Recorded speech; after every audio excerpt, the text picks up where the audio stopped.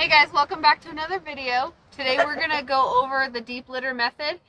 We've been using this method for about 7 or 8 years. As long as we've been here on this farm, we've been doing the deep litter method. It has taken us a little bit of a learning curve to get used to it and understand it. But the more that we've done it, the more we've understood it, and we're going to share that information with you guys today.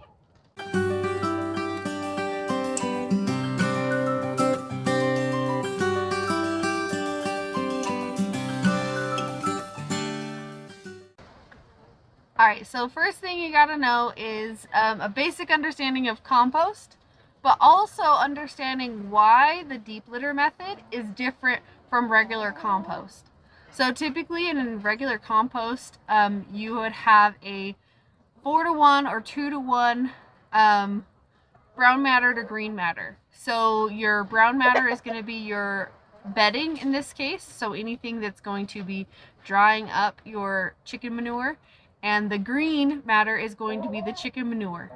So in a normal compost system, your brown matter is going to be your leaves or sticks or twigs or straw or any other kind of like dry brown matter. And then your green matter is going to be your manure or your vegetable scraps or anything like that that you're adding into it. But with a normal composting system, you're going to be adding water, you're going to be stirring that. The water is going to actually help create the heat that breaks down that stuff really quick and turns it into that nice, rich soil. For chicken bedding, for the deep litter method, this is a dry system. This is a slow system, and it's meant to act as compost over time. It's not one that you're adding moisture to, and you're not going to be really doing like the traditional compost other than the ratio of your green matter to brown matter. So moisture is kind of your enemy when it comes to your deep litter method in your coop. So the whole reason we're putting this like pine shavings or industrial hemp or whatever you're using as your brown matter, it's supposed to be drying up those droppings so that they're not causing problems. And then they dry them up, and then they start breaking it down over time with the microorganisms that build up in that system. Okay, and then when you're getting started with your deep litter method, using about 4 to 6 inches of pine shavings or whatever you're using. We use pine shavings, so that's what I'm going to refer to. There are a lot of things that you can use, but you're going to use 4 to 6 inches to start with, and you're going to kind of turn it more often at the beginning to kind of get it going. So once it starts to break down, like really that's when it's going to be starting to just go on its own. So when you're first starting it is more important to get it stirred. Sometimes your chickens will do it for you. You can always sprinkle feed in their coop to get them to stir that up. But that's going to be kind of the important thing to get it started. 4 to 6 inches, you want to keep an eye on it because your nose is what's going to tell you when it needs more brown matter added to it. So if you can smell a chicken coop, like ammonia-y, like manure kind of smell, you know that your balance is out of whack. So like I said, it's a 2-to-1 to 4-to-1. We kind of are always somewhere in that mix, but as long as you can't smell a high ammonia smell or that chicken manure, you're doing good. One thing that we don't use in our coop, grass shavings, grass clippings, lawn clippings, or leaves. So we use that in our run to keep our run floors nice and soft, because that does break down in the run and the chickens scratch through that, and that works perfectly fine in the run. But that is sometimes too moist and too green for it to be your brown matter for your coop. Dry leaves can work, but they don't absorb very well, so I wouldn't recommend using those in your coop at all. So once you get that compost started in your coop, you're gonna kind of see layers, and I'll show you that. When we clean out our coop, we're gonna just kind of take off a layer to get it ready for winter, but you're gonna have bedding, manure, bedding, manure, bedding, manure. So that's what your layers are gonna kind of look like. That first layer is one that you will kind of stir a little bit more so that to try to get it going a little bit. And And some people will tell you shouldn't be stirring your compost in your chicken coop, but I don't really agree with like not touching it at all, because your chickens will be stirring it for you. It's when your chickens aren't stirring it, like when you're just starting the system, they might not know that they can like mess around in that. And so getting them to stir it for you definitely helps, but it needs some kind of stirring. It's not just going to be like untouched. So there will be some kind of mixing and stirring happening, whether you're doing it to get it going and then your chickens start doing it for you once that's going. But there will be a little bit of stirring. It's not going to be like completely untouched. So just like when people say like, you know, once it's going, you can just kind of leave it. You don't have to mess with it. Your chickens should be the ones doing all the stirring for you. In the beginning, when we started our deep litter method, we were stirring it more often. We were cleaning it out more often. But we found that you kind of have to let it really get going in order for it to do anything. And so leaving it is actually better. So I was cleaning it out every 6 months. Like I cleaned it out after 6 months, kind of right before winter, and then 6 months after, like kind of midsummer-ish, I'd clean it out again. And that was okay, it was working, but I did notice that the compost wasn't getting a chance to get really started breaking down that matter. And then now I leave it for longer. So I like to clean out my bedding. If I'm gonna do a deep clean, I clean out everything and I whitewash everything. So that's just like, even like before the whitewash goes in, you clean out everything, spray down everything, and you can use a bleach solution on your coop just to kill any nasties in there, and then whitewash the entire interior of your coop. And then that goes for about, that's probably every 2 years we deep clean. And then once a year, when it's ready for that bedding to come out and go into the compost so that we can use it. So we'll clean out everything except for a good layer, because that layer that's already started, that has the microorganisms in it already, will help that compost get started so much quicker. And that is kind of where we found works best for us.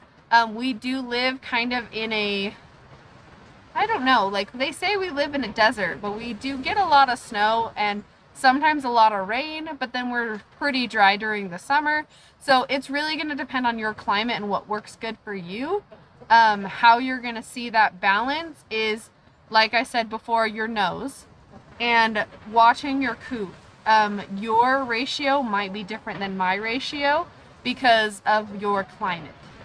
Another thing for your coop deep litter method, moisture is your enemy. So in traditional composting, like we talked about, moisture is what you're going to add to your compost to get it to start breaking down quick. Well, this is a slow composting system, so it's going to break down slowly. Moisture is your enemy. So our chicken coop is separate from where we feed and water our flock.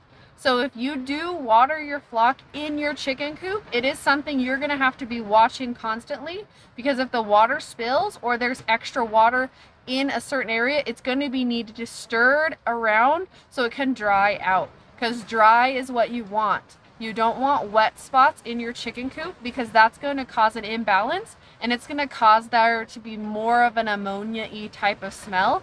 And I think that's people's biggest concerns when they are doing the deep litter method. They don't understand that moisture is also going to imbalance your system. So like chicken droppings have a lot of moisture in them, and the pine shavings or hemp or whatever you're using is drying those out so that they can start to slowly break down.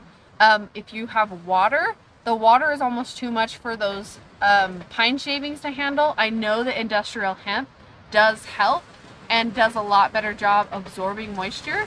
So if you do have water in your coop for your chickens, maybe think about a ulterior bedding like hemp or something that's going to like absorb more water, but you're gonna have to be stirring that bedding more to get that moisture out and dried up so that your compost can work correctly. The next thing is gonna be diatomaceous earth.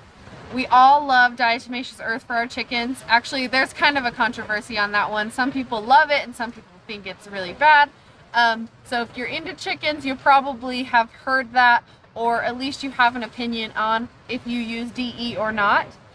We do use DE. We don't use it all the time, but you want to be aware that using DE in your deep litter method is going to kill your microorganisms and stall your compost from starting. So when you're cleaning out your coop, I would recommend a bleach solution and doing a lime whitewash, not using a DE spray or any kind of DE, because that's going to stall your compost, because it's going to kill those microorganisms that you need to get that going. Hello chapter! Next we have ventilation. Ventilation is going to be super important in all chicken coops, but especially when you're doing a deep litter method. So you want to make sure that you have an area for moisture to escape out of your coop. So if you notice, ours is angled so that all of the moisture can go up and out. And then we have ventilation in the eaves right there so that it can escape out through that ventilation. And you don't really want there to be like drafts where your birds are roosting, so that ventilation needs to be higher up than your birds are roosting. And then in the summertime, keeping a nice good airflow, so when the weather is warm and the drafts aren't going to affect your birds, you can have more airflow through your coop to keep everything nice and dry. So for us, we have 2 windows, one on the outside on this side and one on the other side over here, so that when we open them up, we get a nice breeze that goes through. And then depending on our weather and everything, we can open and close the window on the outside so that there's not too much wind. So like on days like today where we're super windy, we have that window closed so that we don't get constant wind blowing on them. But on the nice still summer days, both windows are open so they can have as much airflow as possible. That helps further dry out your bedding and keep the moisture levels down. We have a low humid climate, and so definitely something you'll have to keep in mind and watch for your climate, because you don't want to add moisture in the air, but if you can vent it out, that's going to help. So another thing we need to talk about is if you have lice and mites or any other of those parasites that you've observed on your birds, then you do not want to be reusing the bedding in your coop. So reusing by, like I said, when you clean out your coop, you leave a layer so that it can start composting again. Well, if you know that your birds are, maybe you're going through an episode of lice or mites, maybe wild birds have brought it in or something like that. If you're treating that and trying to get rid of that in your coop, you will want to take out all of the bedding when you clean and do a deep clean, sanitize everything, and then just kind of start with a small bedding and mixing it up, because as you're treating those birds, you want to kind of keep that bedding like fresh. And then once those birds are completely clean of all the lice and mites, then you can clean everything out again and then start your deep litter method over. And then you'll just have to kind of start from scratch getting it going again. And then the last thing is we need to talk about is, so we said that you can use pine shavings and industrial hemp and even straw in your chicken coop. Some people use sawdust, any kind of matter that's going to absorb that moisture and help break it down. The one thing you do not want to use is cedar. So don't use cedar for any of your smaller animals. I don't have large animals. I don't use cedar on my farm at all. I'm not sure for if it's even safe for horses and cows and stuff. I don't know why they sell it. It's dangerous for any small animal to be breathing in that cedar smell. Can actually wreak havoc on their respiratory systems. So you shouldn't be using it in your chicken coop. You shouldn't be using it in your chicken runs, especially any kind of brooders. So just make sure you don't buy cedar. Cedar is not good for your birds. Alright, so now that I've covered the basics of the information on the deep litter method, we're going to go prepare our coop for winter. We're going to be removing a layer and adding that to the compost. And then we're going to be kind of sprucing everything up and getting it ready. And then I'll kind of show you Our compost, where it's at, what it's like kind of doing, and we'll explain a little bit once we get in there, because you know, come springtime, that compost is going to be fantastic for your garden. So let's go get started and see what the inside of our coop is looking like right now.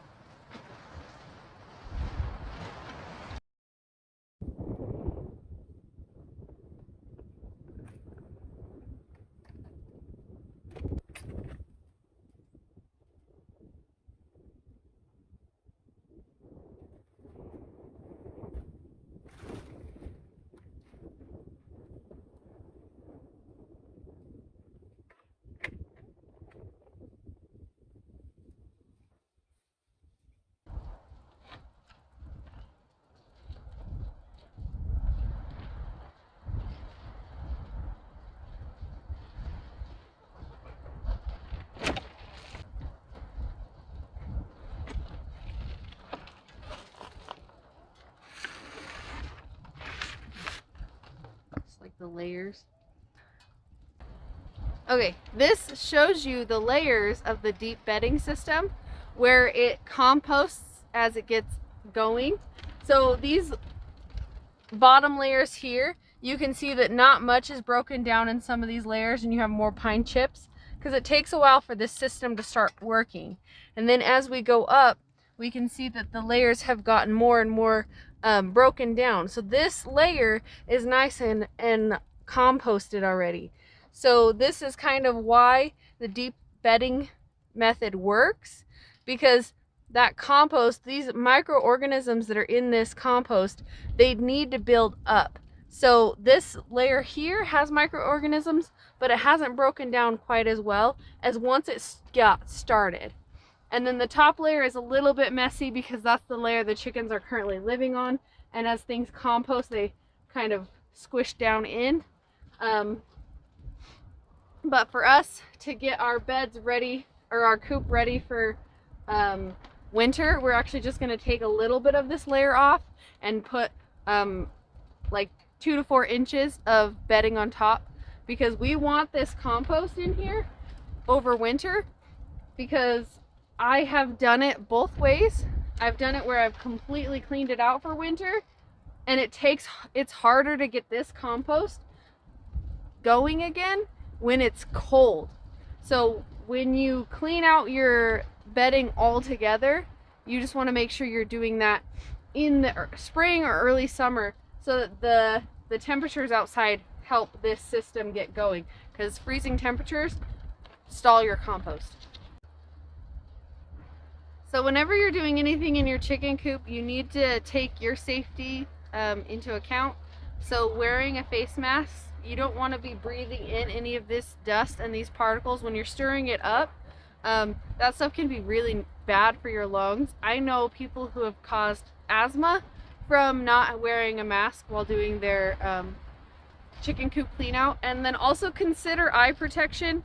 So I brought them out with me because you can see it's a super windy day, so I might need them, and so they're here just in case. I don't want to get this junk in my eyes either. So I'll set these aside, and if I need them, I'm going to put them on. But I'm definitely going to be using the face mask for taking out just even a few layers. I'm going to use the face mask for, even though it's windy. I don't want to compromise my lungs. So, okay, let's go ahead and take off a layer.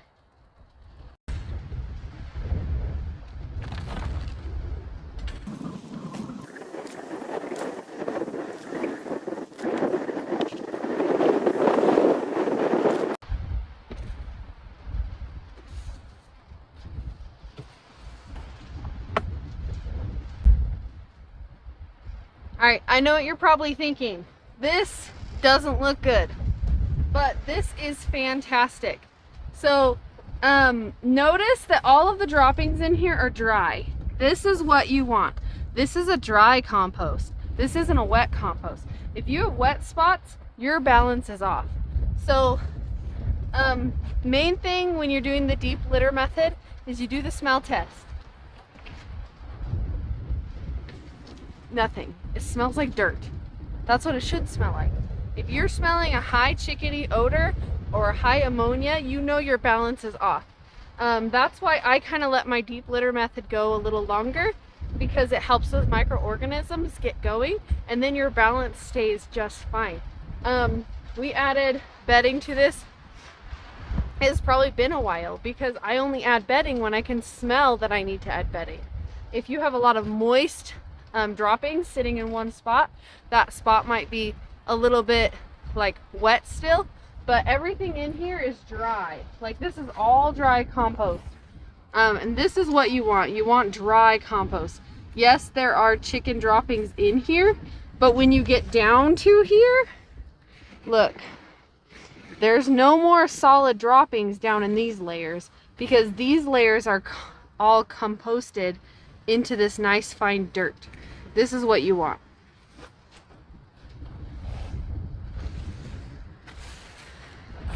All right, now for the bedding.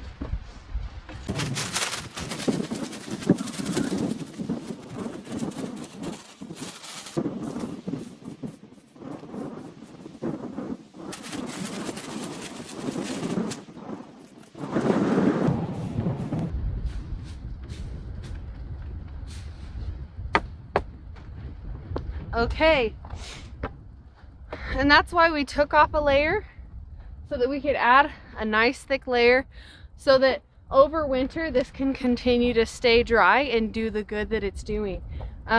Your main thing, like I touched on, was moisture. You want to keep your moisture like 0. That's why you add pine chips or hemp or whatever you have that's your brown matter to dry out those droppings, because this is dry compost, so it's going to just slowly compost over time. So when people don't let their deep litter method go for as long as necessary, they won't get that breakdown. We usually let, depending on what's going on in the coop and all that stuff, we will let it go for like about a year at a time, but it really depends on the compost and how it's doing. That's how we get our coop ready for winter, because we want to keep that compost in there to keep some of that natural heat from that breaking down slowly. It's not going to create a lot of moisture because you're not adding a lot of moisture into this system. Ventilation is going to be super important. We already touched on that, but we have our main windows for the summer. We have a window here that we open up so the breeze can go through, but then we have ventilation up out of the eaves of our roof. So each one of these slots on the side, there's ventilation so that the moisture can go out. And that's what's super important, is getting any type of moisture, because their droppings have a lot of moisture and their breath has a lot of moisture. Getting it out, up and out, so somewhere for it to go, so that it's not like the highest level of your coop is where your chickens are, because the moisture will sit right where they are. So the highest level of your coop is where your vents are, and that moisture can travel out. We also have these lock-in, so that this door is the solid door, it stays put, and the other door is the one you open.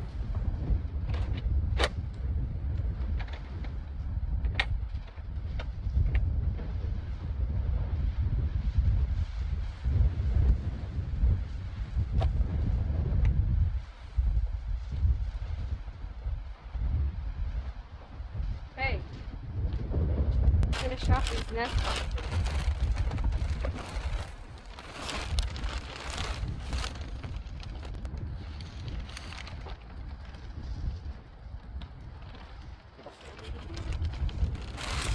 So if you've had chickens for any amount of time, you know they like to kick around their nesting material.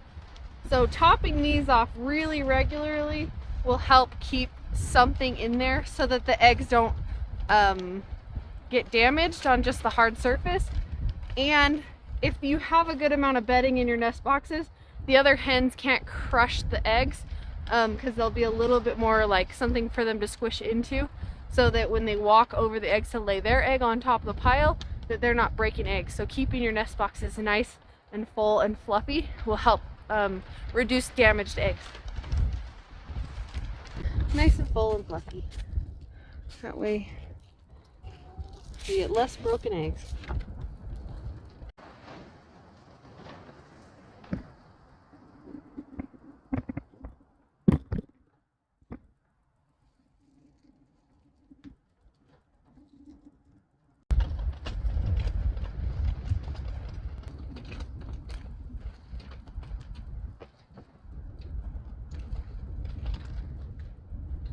This compost is amazing fertilizer for your garden. I don't think we've bought commercial fertilizers since we started with chickens and goats. But you don't want to put, you want it to break down a little bit more for your garden. You could put it in your bed and overwinter in your bed, but we're going to put it in the compost pile so that it can further break down through the winter, and then it'll be ready for us to use in the garden when it comes springtime. And then you take it from your dry composting system in your deep litter method to your wet compost system outside in your pile.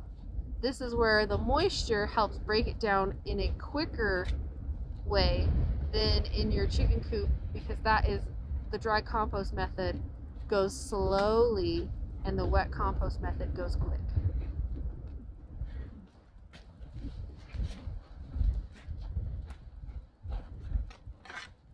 And when we add new material to this pile, we dig it a little hole and add it into the hole so that it can start being broken down right away. Man, that is some good looking compost. So that's just all the goat bedding and all the chicken bedding, with a few vegetable scraps here and there, but most of those go to the animals.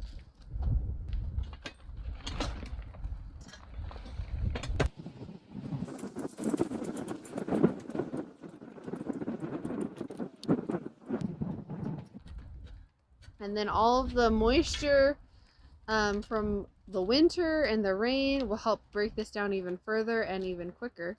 And then we'll come check it in the springtime and it will be perfect for our garden. Okay, that does it for us. That's us getting our chicken coop ready for winter and also telling you all about the deep litter method. If you have any questions, always make sure you leave them in the comments below. I'll answer any questions that you have. And then don't forget to like and subscribe, because we are looking to try to get to 1,000 subscribers and we are so close. So help us out with that and don't forget to subscribe. We'll see you next time.